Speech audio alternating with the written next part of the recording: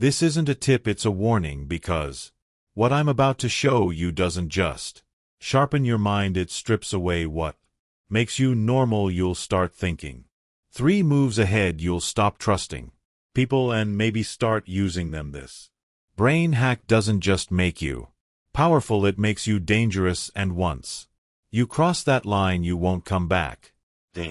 Applause.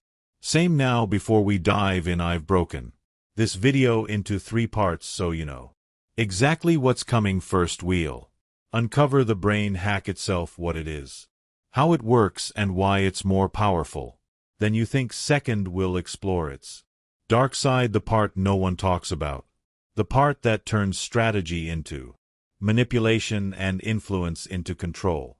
And finally, we'll learn how to master it, for power, for protection, and to make sure you're the one pulling the strings, not being tangled in them. Let me introduce you to a brain function that only a small percentage of people use consciously. It's called metacognition, the ability to think about your own thinking. Now, that might sound abstract, so let's break it down. Most people are stuck in what we call level 1 thinking. They react, they feel something and they act on it. They get angry, they yell, they feel nervous, they avoid, they feel confident, they speak. But a mastermind operates on level 2 thinking. They don't just feel, they watch themselves feeling, and they don't just act, they ask, why do I want to act this way? Is this emotion helping me or hurting me? What will happen 3 moves ahead if I say this right now? This is the difference between a pawn and a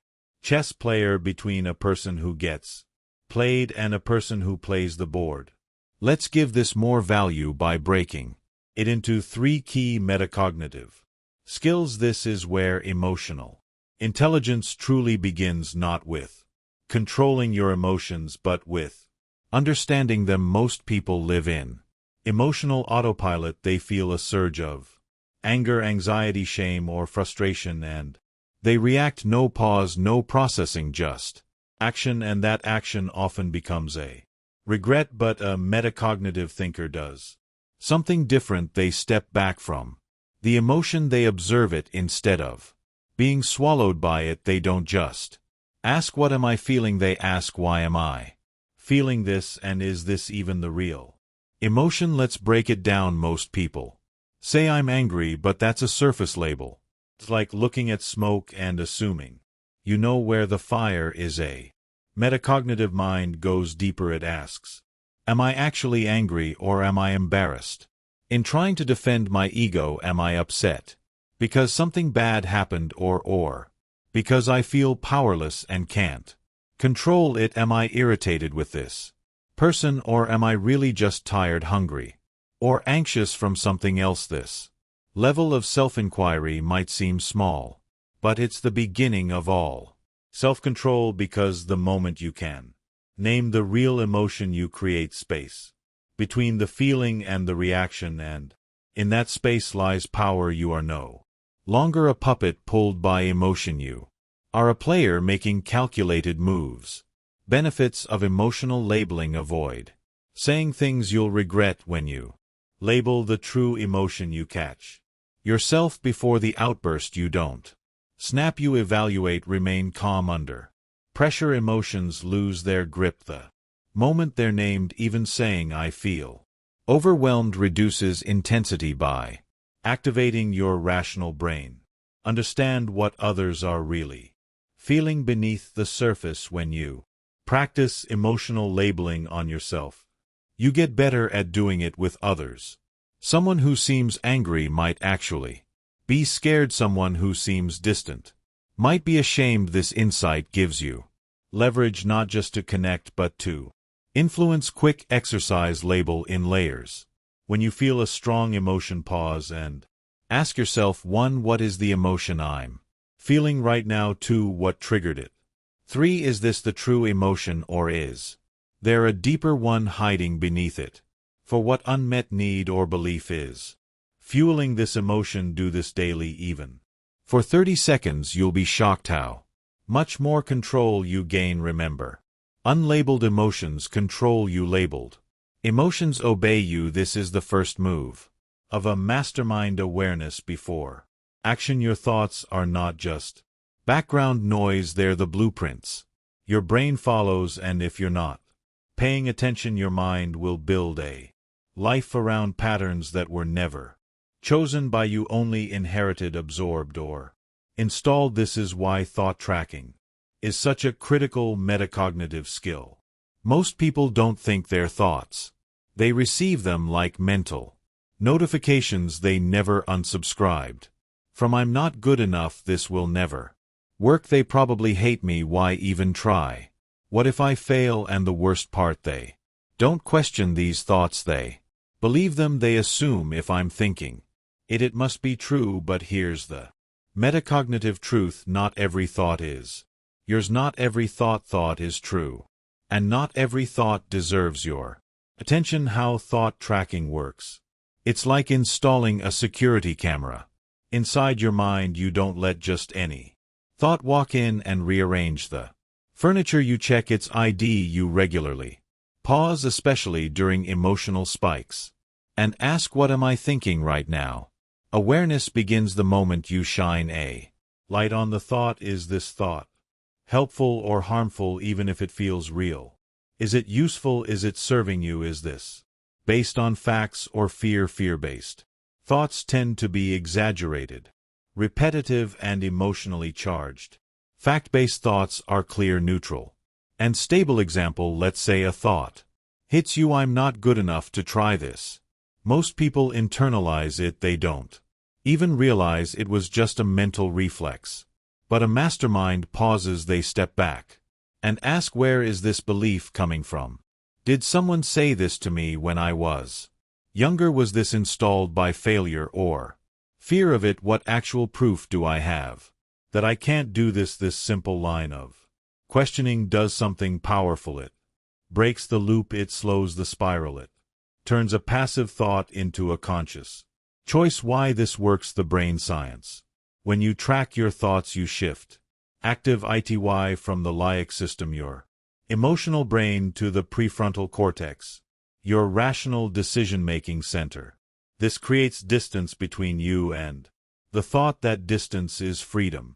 You're no longer the thought, you're the observer of the thought, and that observer gets to decide what happens next. Bonus technique: thought journal. At the end of the day, write down one toxic or limiting thought you notice, then break it apart. Where did this come from? What evidence supports it? What truth contradicts it? What new belief do I choose instead? Over time, this practice rewires your mind. You stop being driven by subconscious fears and start being led by conscious strategy. Most people walk through conversations blind. They hear words but miss meaning. They react to tone but miss intention. They see faces but miss the tiny fractures behind the smile. But a metacognitive mind, it doesn't just participate, it observes. This is the art of strategic observation, where you split your awareness into two channels. Channel 1, you're fully engaged in the interaction, talking, listening, expressing.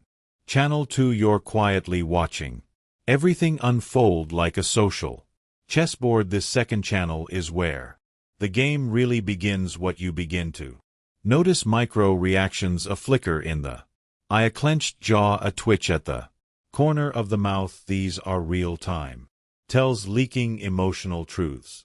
Hesitations, pauses before answering. Changes in voice tempo, these signal uncertainty, internal conflict, or deception. Power moves: who's interrupting, who's mirroring, who's leaning in, and who's retreating. Status dances are constantly in motion. Emotional triggers: certain topics or words spark reactions stronger than expected. These are buried pressure points waiting to be exploited or healed. Fake smiles, forced laughter, over-explained signs of discomfort, guilt, or someone trying too hard to mask intent. Why this works: your brain has what psychologists call the theory of mind, the ability to simulate what others are thinking or feeling, but most people only use it unconsciously. They feel something's off but can't explain why. Metacognition upgrades that instinct. Into a weapon you start catching social patterns before they lock you in you. Start seeing people not as they appear, but as they are. It's like putting on X-ray glasses for human interaction. Real life example: you're in a meeting, someone laughs at your idea a little too loud. Most people would either laugh with them or shrink back, but a strategic observer thinks that wasn't about the joke, that was dominance disguised as humor. So, instead of reacting emotionally, you pivot, you redirect attention, you raise your value, you win without even playing their game. And here's the twist: this is how manipulators operate. They watch your face when you speak, they note your hesitations, they test your reactions, like a scientist running experiments on your emotional wiring. But here's the catch: with the same awareness you can disarm them, or you can become one of them, because strategic observation is a neutral tool. It can be used to protect, guide, lead, and connect, or it can be used to deceive, dominate, manipulate, and control. That's where the line between mastermind and monster begins to blur. Your daily practice: silent observation. Try this today during your next conversation. Become the watcher while speaking. Ask, what are they really responding to, my words or my energy? While listening, ask, what aren't they saying out loud? After leaving, ask, where was the power? Who had it? Who gave it away? Do this enough and conversations stop being random. They become strategic arenas where every move has purpose. Most people walk into a conversation hoping to be understood. Masterminds walk in trying to understand the terrain. So ask yourself now, am I watching the room, or is the room watching me? Am I playing the game or being played by it? Because in the next section we go deeper into the shadows, where this same tool becomes a method of control and awareness. Once used for wisdom, becomes a weapon. Are you ready to meet the monster? Before we dive into part 2, grab your copy of the Whisper Handbook. I wrote this myself, loaded with tricks you can start using right away, from outsmarting others to planting ideas, owning any room, and manipulating conversations. It's all there, and that's just the beginning. I've pinned the link in the comments. Just visit and unlock all the powerful techniques waiting for you. Grab your copy now. Now let's go deeper into the darkness. You've seen how metacognition can make you calm, strategic, powerful, but what happens when someone uses this ability without empathy, when they don't want to understand people, they want to use them? That's when a mastermind becomes something far more dangerous, a monster. Because the same awareness that helps you improve yourself can be turned outward into a weapon when a manipulator uses metacognition. They analyze emotions like tools. They study you, your reek, your insecurities, your deepest fears, and then they do one of 3 things: exploit it, make you feel worthless so you rely on them for validation, exaggerated, trigger your worst fears so you stay paralyzed, and obedient, mirror it, pretend to feel what you feel so you think they get you. It's terrifyingly effective. Example: a toxic partner might say, you know, no one else would ever understand you the way I do. Translation: you're too damaged for anyone else to love. Stay here where I can control you. It feels like comfort, but it's really a cage, and that's the monster's genius. They trap you with your own emotions, music, planting ideas in people's minds without them realizing it. You've seen this in politics, advertising, even relationships.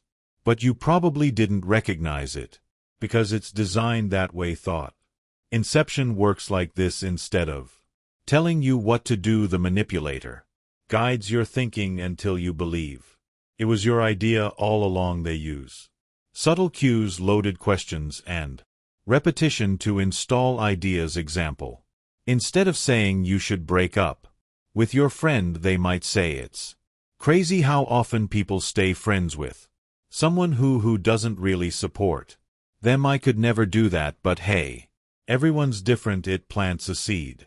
And when that thought blooms you water it thinking it was your own. They don't control your body, they hijack your mind using silence to create psychological pressure. One of the most underestimated dark tactics is calculated silence in the hands of a monster. Silence isn't absence, it's presence, a presence that makes you feel uncomfortable, unsure, guilty. They delay responses to texts just long enough to make you anxious. They stare without replying just long enough to make you second guess yourself. They speak slowly, with long pauses, forcing you to fill the silence and reveal more. This is how they dominate conversations without raising their voice. Example: you confess something personal, they go quiet, just look at you. You start rambling, backtracking, apologizing. Now they flipped the power. You're exposed and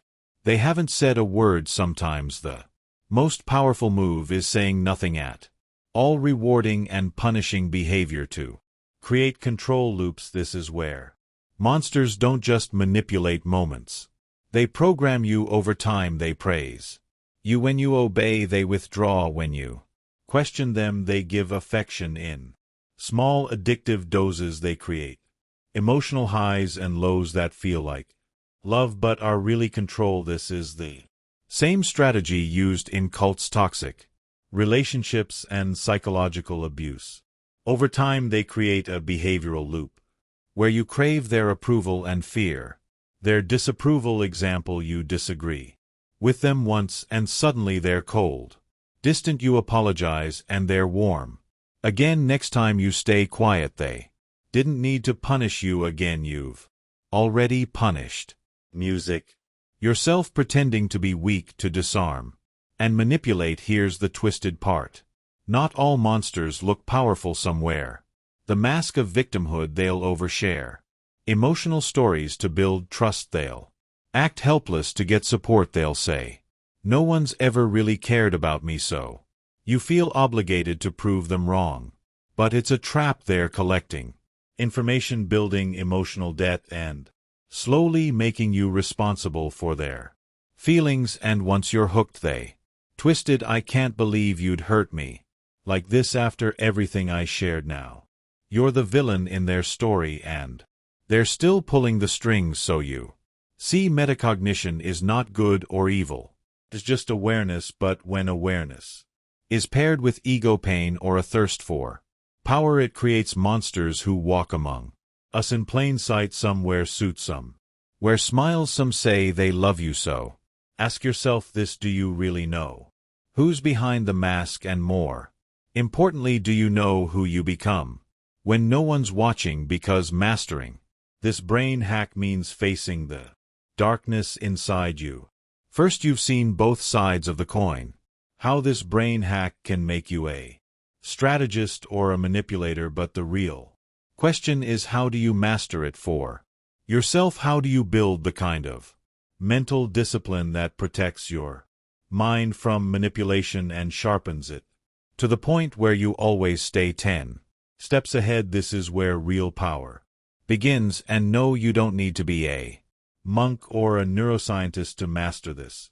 All it takes is awareness, repetition, and the right tools. Let's break this down into 4 powerful techniques that will help you sharpen your mental edge, strengthen your emotional control, and build the kind of psychological armor that makes you unshakable when you take a third-person perspective on your thoughts or emotions. You engage your prefrontal cortex, the part of the brain responsible for decision-making and control. This shuts down reactive emotional loops and activates strategic thinking. Practical: you start narrating your mind like an outside observer. When you feel emotional or confused, ask, what is he feeling right now? Why is he reacting this way? What does he actually want in this moment? Yes. Refer to yourself in the third person. It creates mental distance and reduces emotional bias. Example: instead of thinking I'm freaking out about this presentation, you think he's nervous. Because he's overthinking the judgment. But he's done the work, he'll be fine. It calms the storm and gives you control. Repeat this intense moments before interviews, arguments, or decision. Music. Making reflection activates the default mode network, a powerful brain system tied to insight, memory, and pattern recognition. It helps you catch repeating behaviors, emotional triggers, and subtle manipulations others use on you. The technique every night before bed. Do a 5-minute rewind. Ask yourself, what was my strongest emotional moment today? What triggered it? Did I react or respond? What could I do differently next time? Bonus layer, keep a mental moves journal. Every day write one moment where you either outsmarted an emotional reaction, noticed someone trying to influence you, used metacognition successfully in 30 days. You'll have a record of your evolution, like mental battle logs. Most people assume their thoughts are facts, but many thoughts are simply mental echoes of fear, trauma, or influence. When you treat every thought as true, you become a prisoner of your own mind. The fix: start categorizing your thoughts. Is this a fact or a feeling? Is this thought helping me or hurting me? Who gave me this belief? Did I choose it, or was it planted? Power phrase: whenever you catch a negative or limiting thought, respond with, that's just a thought, not a truth. Example: you think I'm not good enough to lead. You respond, interesting thought. Who gave me that belief? What evidence do I have that it's true? This breaks the loop and installs a new pattern, questioning the program instead of obeying. Music. It when you focus deeply on another person's behavior, body language, word choices, and emotional shifts, you activate what psychologists call theory of mind. This is your ability to simulate what's happening inside another person's head when paired with metacognition. This gives you next-level social intelligence. How to train it in every conversation. Split your awareness in two. Part 1. What am I thinking and feeling right now? Part 2. What is this person trying to get from me emotionally, socially, or intellectually? Start asking, what emotional state are they in? What are they trying not to say? What behavior of mine just triggered that reaction? Real life application. This technique helps you detect fake compliments or manipulation, read people's hidden insecurities, influence conversations without force. Example: you notice someone constantly seeking approval in a group. Instead of reacting, you mirror confidence, give small validations, and lead the dynamic, because you now see the game behind the game. Mastery formula: 1. Pause, interrupt automatic thinking. 2. Label, identify the emotion or thought pattern. 3. Question, where did this come from? What's the agenda? 4. Choose, respond strategically, not reactively. 5. Reflect, learn from every interaction. This is your metacognitive loop. Repeat it daily and your mind becomes sharp, cold, and unbreakable like a forged blade. This is how you protect yourself from manipulation. This is how you take back control from your old patterns, toxic people, and emotional chaos. This is how you rise above the noise, mentally calm, emotionally in control, and strategically dangerous. Master metacognition and you'll never live on autopilot again. You'll become someone people can't predict, can't provoke, and can't play. If you found this valuable, don't just watch this video, train your mind, because the difference between being controlled and being in control starts with awareness. Like this video if you're ready to operate on a higher level. Subscribe if you want more deep psychological tools like this, and share this with someone who needs to wake up and stop being a pawn in someone else's game.